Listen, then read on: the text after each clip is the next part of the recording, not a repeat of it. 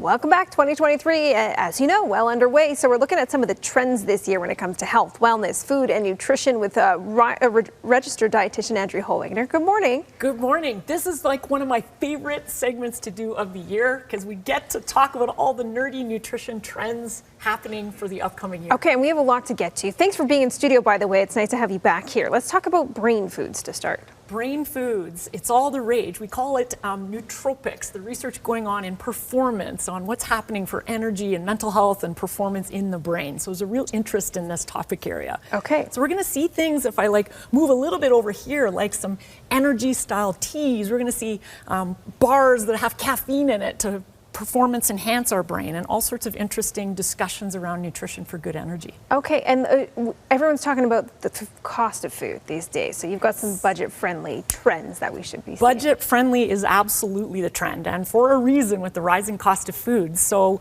we talked about cabbage is the new kale this year. Yeah, I didn't know that. That's cabbage is the new kale. Super nutrition powerhouse. So we want to eat lots of cabbage. It lasts a long time, so no food waste. Fantastic. Spinach, trending again. Okay. Probably more affordable right now than it is for lettuce. Bok choy is another great one. Frozen veggies. And then, of course, pink foods are also trending. What do you mean? You may see some dragon fruit in your freezer section. Oh. More pink smoothies and beautiful pink colored smoothie bowls and things being innovated on Pinterest. Okay. Okay. I'm not mad at it. I just don't understand it. Plant-based has been growing and continues to do so. Yeah, no surprise that we got lots more innovation and interest in more plant-based, meatless Monday, vegetarian, flexitarian, and the list goes on of all the different ways you can incorporate plant-based types of options. So I brought in a few things that I thought might be of interest. We're going to see some innovation in the beverage department using pea protein, which is local in our area. So a great sort of protein plant-based option in different beverages. You might hear a little bit more about TVP, which is a soy-based protein, very simple food, no long ingredients, and you can kind of cook that and use it similar to how you would use a ground-based meat. Lentils, legumes. What I love about what's happening in plant-based is consumers are saying, hey, there's a lot of ingredients and strange scientific words in some of these alternative plant-based foods. So I think we're going to see a real return to very simple, raw-based types of foods. Legumes that you're going to learn to cook from scratch, perhaps in an Instapot or something like that. What's your take on soy? Because there's a lot of debate around that. Yeah, you know what? Soy protein is actually very healthy. Mm-hmm. I think some of the worries people have is that it's got phytoestrogen and it might be bad for our health, but the quantities you'd be consuming in food is not a concern for human consumption at the levels we'd be eating. All right, let's talk climate consciousness then. So similar to this whole plant-based kind of movement, we're seeing people being interested in brands like how climate conscious and how are they actually being produced?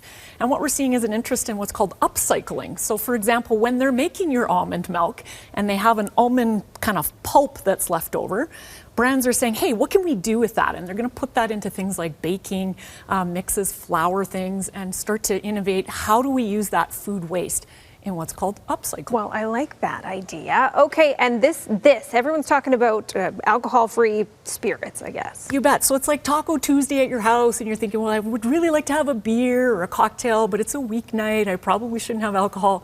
Tons of innovation going in non-alcohol-based spirits.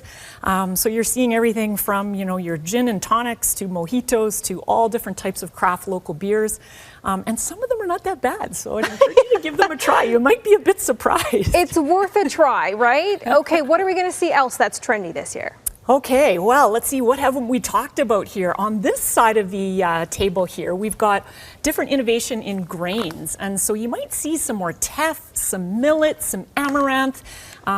People are familiar with quinoa now, but we've got to explore some of the other ancient grains of the world. I don't know what teff is. So, ancient grain, you cook it similar. You can toss it into your rice or your oatmeal, all sorts of different ways to use it. Okay. We're also seeing sort of a movement to more oat-based milk. So yes, we've got coconut milks and almond milks and rice milks and soy milks. We need more milks. Okay.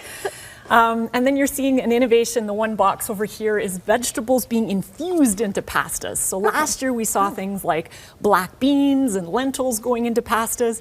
Now we're starting to see how do we get like cauliflower and kale and other kind of nutritious vegetables. So there is nutritional benefit when you see this on the box? Well, some brands maybe more than others. Yeah, fair enough.